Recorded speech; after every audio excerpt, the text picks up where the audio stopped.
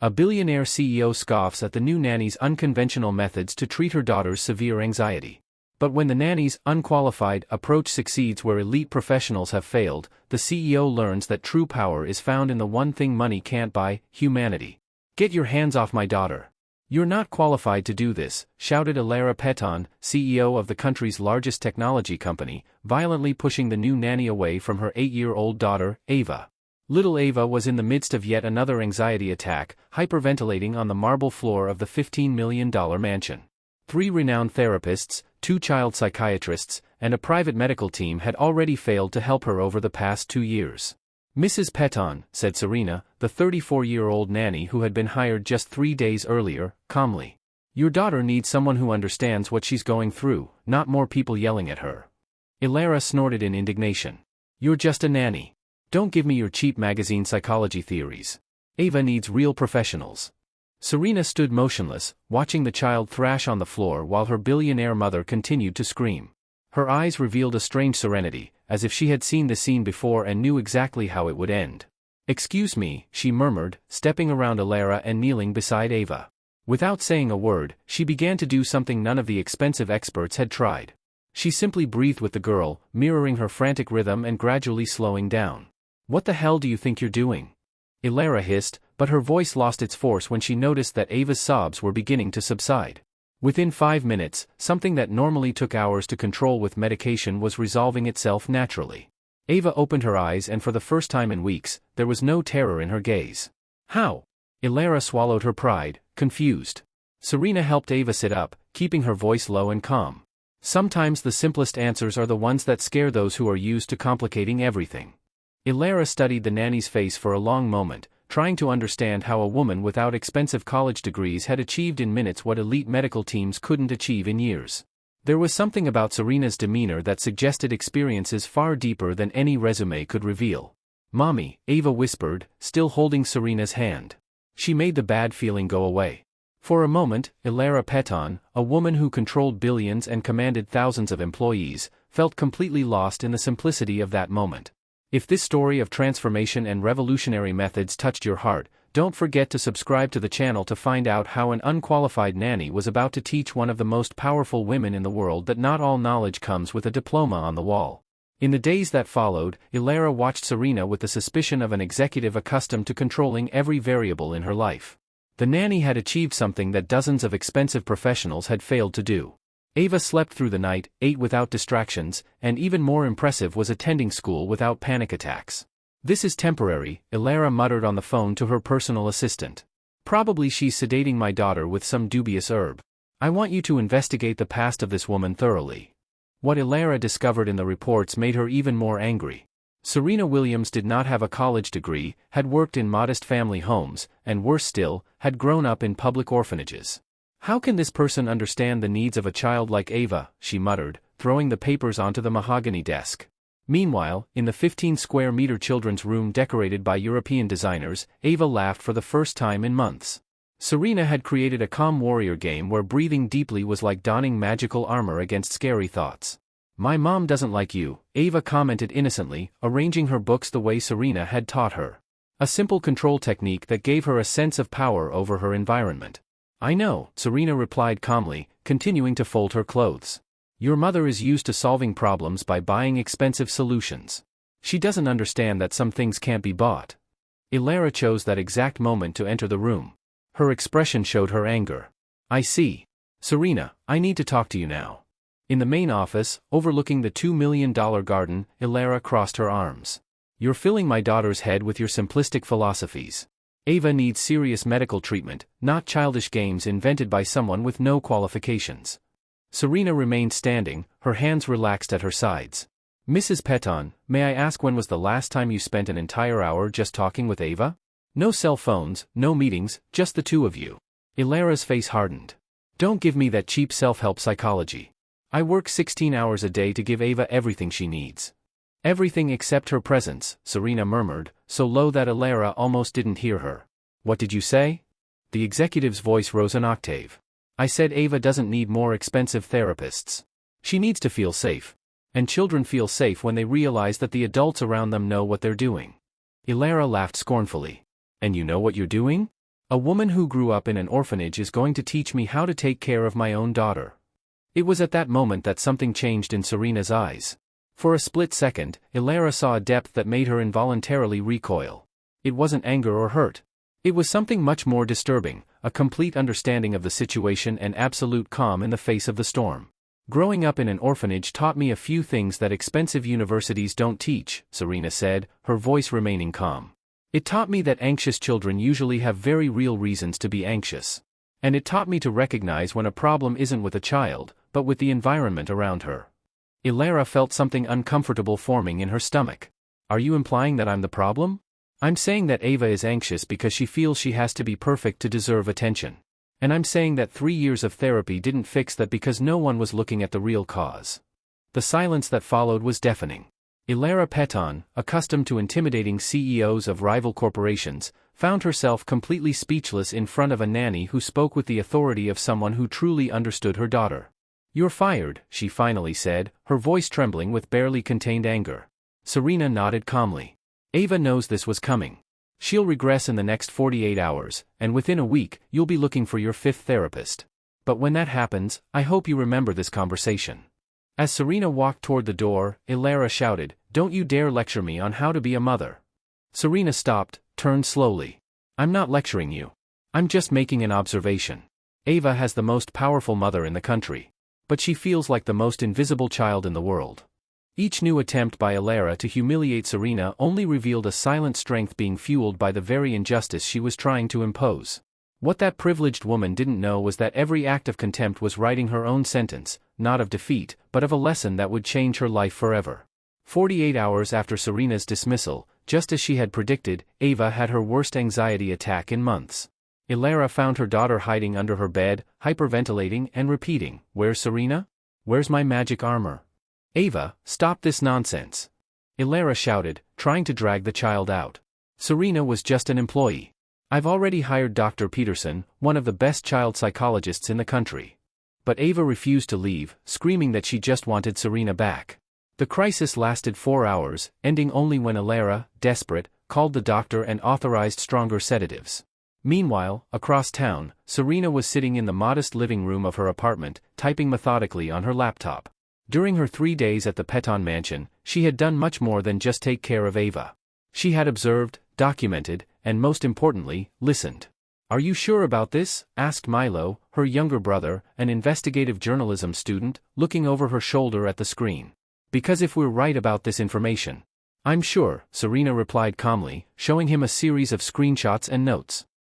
Ilara Peton built her tech empire by stealing patents from smaller developers and using her financial power to silence them in court. And Ava isn't anxious by nature. She's reacting to the toxic environment her own mother has created. Milo nodded, impressed by the meticulous organization of the evidence that his sister had gathered. "How did you get all this in just 3 days?" Serena smiled for the first time since she'd been fired. "Rich, arrogant people make the same mistake every time. They think employees are invisible. Ilara made 3 incriminating phone calls in my presence, left sensitive documents lying around the office, and treated her own daughter like a failing business project." Over the next week, Ilara hired and fired 2 different therapists. Ava refused to cooperate with either of them, constantly asking for Serena and the Calm Warrior games. The anxiety attacks intensified, the medication lost its effect, and the girl began missing school again. "This is unacceptable." Ilara exploded during an emergency meeting with the medical team. "My daughter cannot depend on an unqualified nanny. There are scientific protocols for this." Dr. Matthews, the most expensive child psychiatrist in the city, adjusted his glasses nervously. "Mrs. Peton, sometimes children form specific bonds that are difficult to replicate. Perhaps we should consider." "Don't you dare suggest that I bring her back." Ilara cut his speech, slamming her hand on the marble table. "I've controlled billions in negotiations. I'm not going to be defeated by an 8-year-old and an orphanage nanny." What Ilara didn't know was that Serena had spent the entire week researching and documenting not only the CEO's questionable business past, but also her destructive pattern as a parent. Conversations with former company employees, analysis of filed court cases, and even detailed observations of Ava's behavior revealed a devastating picture. "Look at this," Milo showed Serena the computer screen. "I was able to confirm 3 of the plagiarism cases you documented. And there's more. She uses her own daughter as an alibi for unethical actions, claiming she's building a better future for Ava every time she crushes the competition. Serena studied the documents with a serious expression. Ava isn't suffering from generalized anxiety disorder. She's developing symptoms of post-traumatic stress from living with a narcissist who treats love like a performance and approval like a currency. The turning point came when Alara, in her growing desperation, decided to publicly expose her victory over the incompetent nanny in an interview with a famous business magazine. "Some people think that money and education don't matter," she told a reporter. "But I've proven that professional methods always trump amateur intuition when it comes to a child's well-being."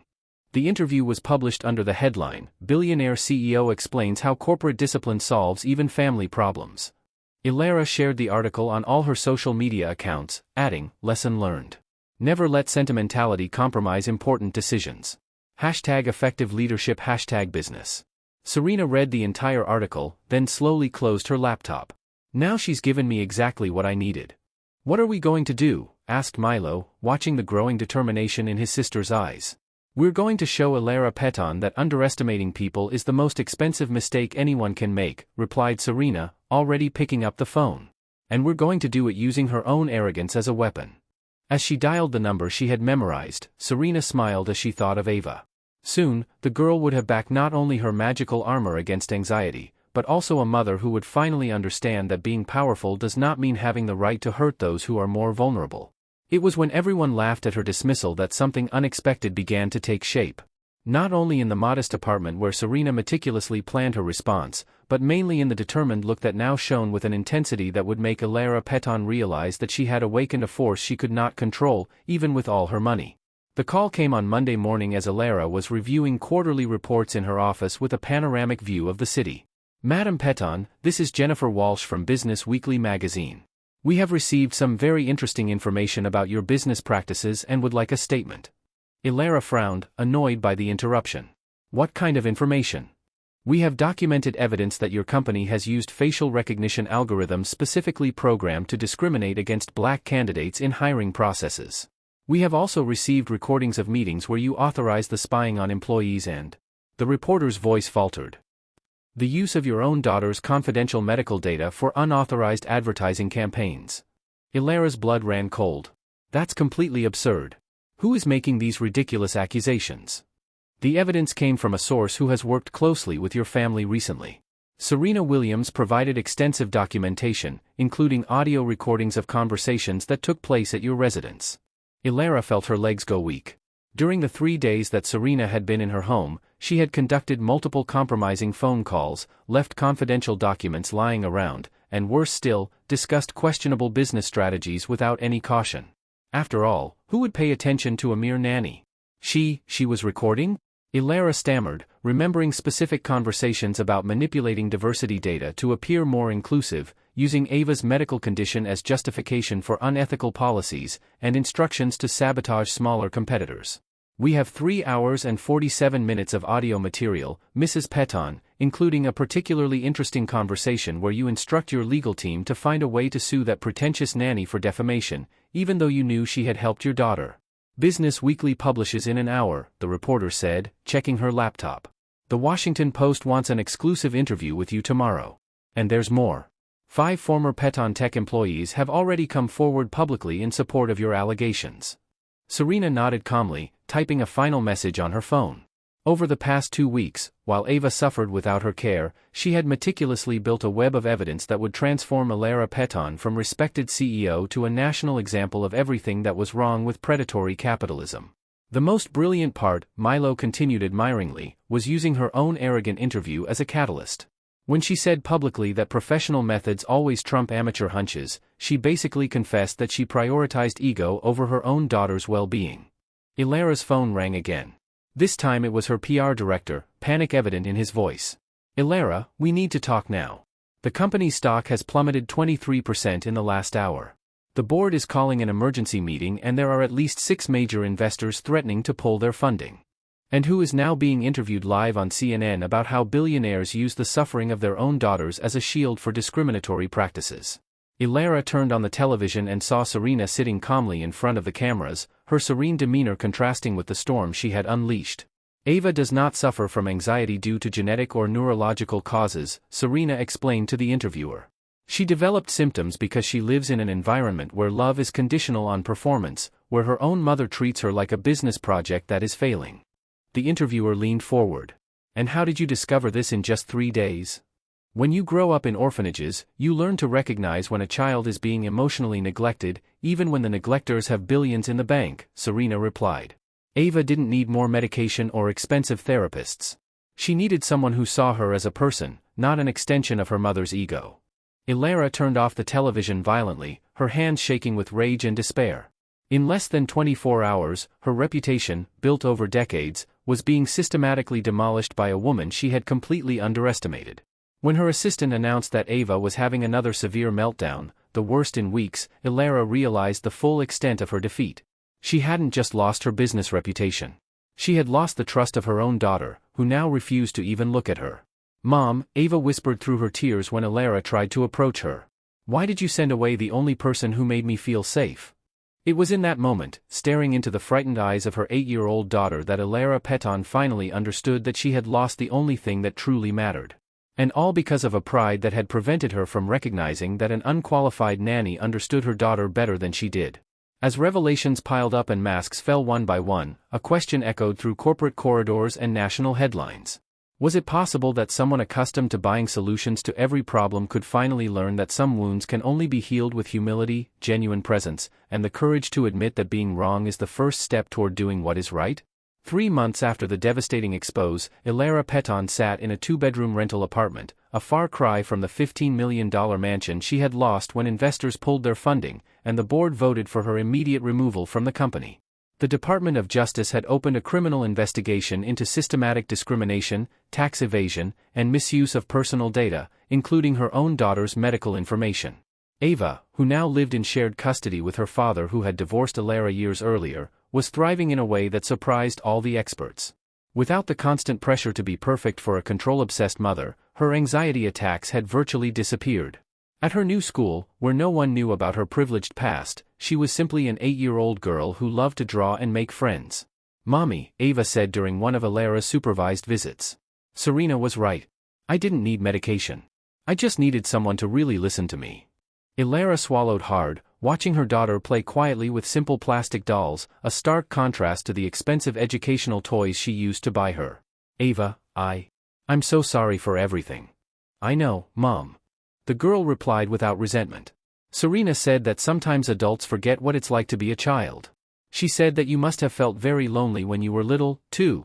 It was at that moment that Ilara realized the depth of what she had lost. Serena had not only exposed her unethical practices, she had revealed that a billionaire mother could offer her daughter everything except the one thing that really mattered: genuine emotional presence. Meanwhile, Serena had become a national figure. Her testimony before Congress about systemic discrimination in tech companies resulted in significant legislative changes. Universities vied for her presence at lectures on child psychology and social justice. Publishers offered her million-dollar contracts to write about her experience. "You've become exactly what you always wanted to be," Milo commented, watching his sister review job offers in her new home, modest but comfortable, located in a diverse neighborhood where Ava sometimes came to visit on weekends. "No," Serena corrected gently, looking out the window where Ava played in the yard with other neighborhood children. "I became what the world needs me to be. Ilara taught me something important. When you have power, you can use it to protect or to destroy. She chose to destroy people who threatened her ego. I chose to protect a child who needed someone to see her." The most dramatic transformation, however, came 3 years later when Ilara, after losing all her legal resources, facing devastating government fines, and seeing former employees sue her for discrimination, finally agreed to get real therapy. Not for Ava, but for herself. "Dr. Patterson," Ilara said during a particularly difficult session. "I built a billion-dollar empire, commanded thousands of people, but a nanny with no college degree completely defeated me. How is that possible?" The therapist, a black woman in her 50s with decades of experience treating powerful executives, smiled gently. "Ilara, power without wisdom is just tyranny in disguise. Serena didn't defeat you. She simply showed the world who you really were when no one was paying attention." "But I wanted to give Ava everything." "Except yourself," the doctor interrupted. "You confused material provision with maternal love. Serena understood that your daughter didn't need more things. She needed to be seen, heard, and accepted exactly as she was." Ilara spent the next 2 years slowly rebuilding her relationship with Ava. This time, without trying to control or mold her, she learned to sit on the floor and play, to listen without judging, to be present without an agenda. She got a job as a consultant at a small tech company, earning a fraction of what she used to make, but finding satisfaction in honest work that didn't exploit anyone. During this time, Ava continued to visit Serena regularly. The former nanny had become not only a mentor but a complementary mother figure who offered something Ilara was still learning to give: unconditional acceptance. "Serena," Ava asked during a walk in the park, "do you forgive my mother?" Serena stopped walking, considering the question carefully. "Ava, forgiveness doesn't mean forgetting what happened. It means choosing not to let someone's anger poison your own heart. Your mother hurt me, but the pain she caused me has turned into strength to help other people. And more importantly, she's learning to be a better mother to you." 5 years after Ilara Peton's downfall, a new federal law was passed, informally known as the Serena Act, requiring technology companies to undergo regular diversity audits and face criminal penalties for systematic discrimination. Serena, now with her own institute dedicated to children's welfare, was invited to the signing ceremony at the White House. In the audience, sitting in a simple chair at the back of the auditorium, was Ilara. She had lost everything: money, power, influence. But she had gained something she never knew she needed: the ability to love her daughter unconditionally, and to look in the mirror without feeling ashamed of who she saw reflected back at her. When Serena took the podium to speak, her eyes met Ilara's for a brief moment. There was no triumph there. No resentment, just the silent recognition of two women who had traveled very different paths to arrive at the same understanding, that true power does not come from controlling others, but from transforming oneself. "This law," Serena said into the microphone, "does not exist to punish those who discriminate, but to protect those who need protection. It was not born out of hatred, but out of love, love for children like Ava, who deserve to grow up in a world where her value is not determined by the color of her skin, her zip code, or the size of her parents' bank account." After the ceremony, Ilara approached hesitantly. "Serena, I never had a chance to say." "Ilara," Serena interrupted gently. "You don't owe me an apology. You owe yourself the continuation of this journey of growth, and you owe Ava the promise that you will never again allow power to turn into arrogance." "What if I fail again?" Serena smiled, the same serenity that she had displayed years earlier when she was unfairly fired. "Then you'll try again, because that's what people who truly love do. They don't give up when the going gets tough." 2 years later, on her 13th birthday, Ava celebrated with a simple party in the backyard of the house where Ilara now lived, an ordinary house in an ordinary neighborhood where she had learned to find happiness in things money can't buy. Serena was there, as was Ava's father, a few school friends, and even Milo, who had become a kind of honorary uncle. As she watched Ava blow out the candles on the homemade cake she had baked with her own hands, Ilara reflected on the journey. She had lost billions, but she had gained a daughter. She had lost power over others, but she had found power over herself. More importantly, she had learned that the best revenge against those who try to destroy you is not to destroy them back, but to become the version of yourself they never could have imagined you would become. "Make a wish, sweetheart," Ilara whispered, watching Ava close her eyes in front of the candles. Ava opened her eyes and smiled. "I already have. I ask that all children in the world have someone like Serena in their life. And I ask that all mothers learn what you've learned."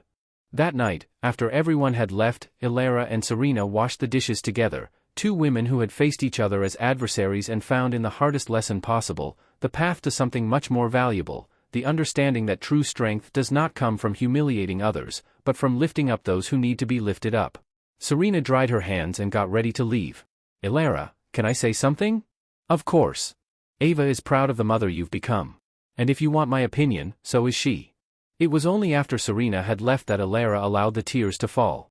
Not tears of regret for what she had lost, but tears of gratitude for what she had found. An unqualified nanny had taught her the most valuable lesson of her life, that true success is not measured by what you can buy, but by the love you can give freely. Ilara and Serena's story became a case study in business schools, not as an example of corporate failure, but as a demonstration that it is never too late to choose to be better. And Ava, now a confident teenager planning to study child psychology, often tells her friends that she had two mothers, one who gave her everything she could buy and one who taught her everything that really matters. This law does not exist to punish those who discriminate, but to protect those who need protection. It was not born out of hatred, but out of love for children like Ava, who deserve to grow up in a world where her value is not determined by the color of her skin, her zip code, or the size of her parents' bank account. If this story of transformation, forgiveness, and the power of second chances touched your heart, subscribe to the channel for more stories that prove that the greatest victories don't come from defeating enemies, but from turning enmity into wisdom, trauma into strength, and prejudice into understanding.